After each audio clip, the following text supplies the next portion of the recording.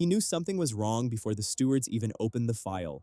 You've probably already seen the headline: Lewis Hamilton penalized twice in one weekend at Spa. But here's what almost nobody is asking out loud. Why did the same governing body hand down two separate punishments to the same driver in the same race for two incidents that Ferrari's own team principal openly called unfair? This is not a story about a bad weekend. This is a story about a pattern. And Fred Vasseur just put his name on record questioning it. Before we open this file, do two things. Hit subscribe so you don't miss the follow-up when this story breaks wide open, and tell me in the comments where you're watching from. Because depending on where you sit, this next part is going to hit differently. Let's lay out the timeline, because the order matters more than you think. Lap 1, Les Combes corner. Hamilton makes contact with George Russell. Russell ends up beached in the gravel, out of the race on the opening lap. The stewards look at it, and they hand Hamilton a 5-second time penalty. Keep that penalty in mind. It comes back.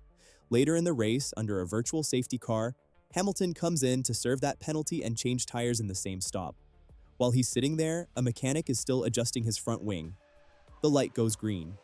Hamilton pulls away, and his front wheel catches the mechanic, knocking him to the ground.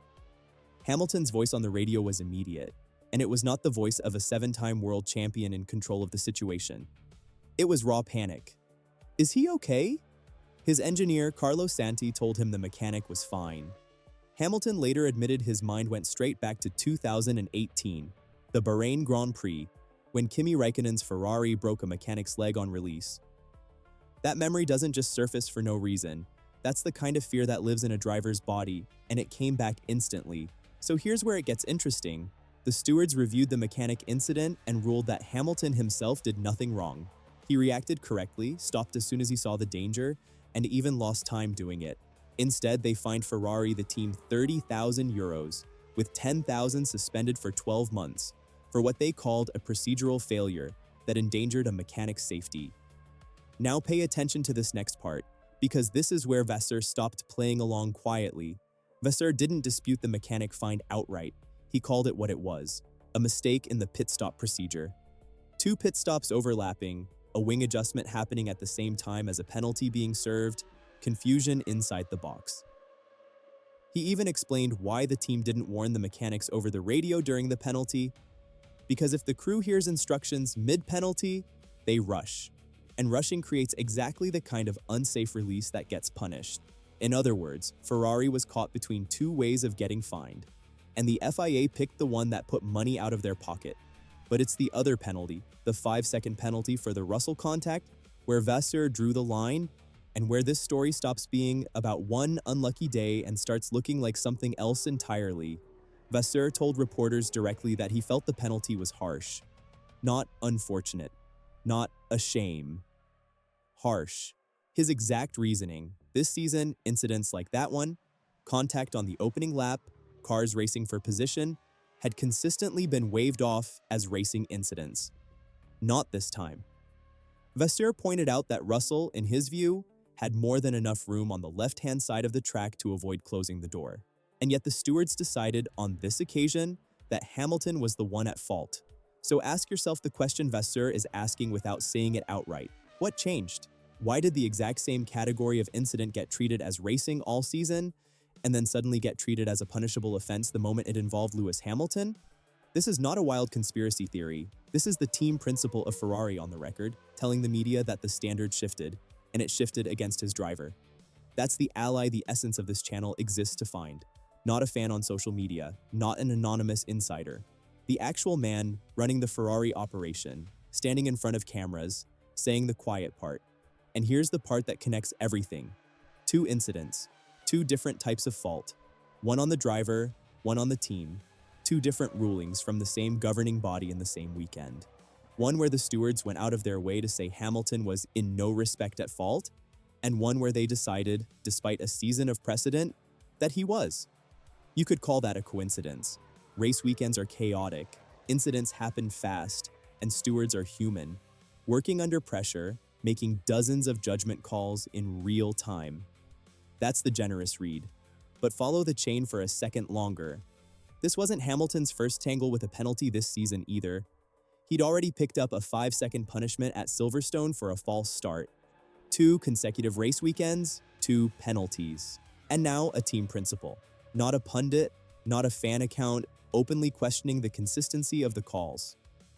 Now hold that thought, because this is exactly the kind of pattern that either gets buried in a single race report or becomes the story everyone's talking about 3 races from now, once someone adds up the column of penalties and asks the FIA to explain the inconsistency out loud. So here's the question that nobody in the paddock wants to answer directly. Is Formula One's governing body applying a genuinely consistent standard race after race? Or is Lewis Hamilton being held to a different bar than everyone else on the grid this season? Tell me straight in the comments, is this a pattern or is it just coincidence? And if you already think you know which one it is, smash that like button, because I want to see the actual count on this one. Let's talk about what this means for Ferrari going forward. Because the fine itself, 30,000 euros with 10,000 suspended, is not the part that should worry the team. Money like that is nothing to an organization at Ferrari's level. The part that should worry them is the suspension condition. The FIA explicitly required Ferrari to review its own pit procedures and report back on what changes it's making. That's not a slap on the wrist. That's the governing body putting Ferrari on a kind of probation, quietly, without a press conference, buried inside a steward's document that most fans will never read past the first paragraph. And remember that name, Carlo Santi, the race engineer who told Hamilton the mechanic was fine. Because in an operation this tightly wound, the communication between driver and pit wall in moments like that becomes part of the FIA's evidence trail. Every word on that radio channel gets reviewed. Every hesitation, every panic in a driver's voice becomes part of how a governing body decides whether a team's internal culture is safe enough or whether it needs to keep watching. Here's the verdict, and it's not the comfortable one. Fred Vasseur didn't just defend his driver out of loyalty, he drew a distinction most people miss, accepting responsibility where Ferrari genuinely failed on the mechanic incident, while publicly refusing to accept the FIA's ruling on the Russell contact. That's not a team boss protecting his reputation. That's a team boss telling you, without saying the word directly, that he thinks the standard being applied to his driver has quietly moved. And once you notice that a standard has moved for one driver in one weekend, you start looking for it everywhere else too. That's the pattern this story really opens up. And it's bigger than one Belgian Grand Prix. So tell me straight, if you were Fred Vasseur right now, do you keep pushing this in public, race after race, until the FIA is forced to answer for the inconsistency? Or do you play it safe, take the fine, and stay quiet so you don't paint a target on your own team for the rest of the season? There's no comfortable answer here. Pick one in the comments, because the comments are the courtroom on this one. This story's not over. If the FIA's pattern shows up again in the next race weekend, you'll want to be here when the next domino falls. So hit subscribe now, hit like if you already know which side you're on, and drop your verdict below. Until the next one.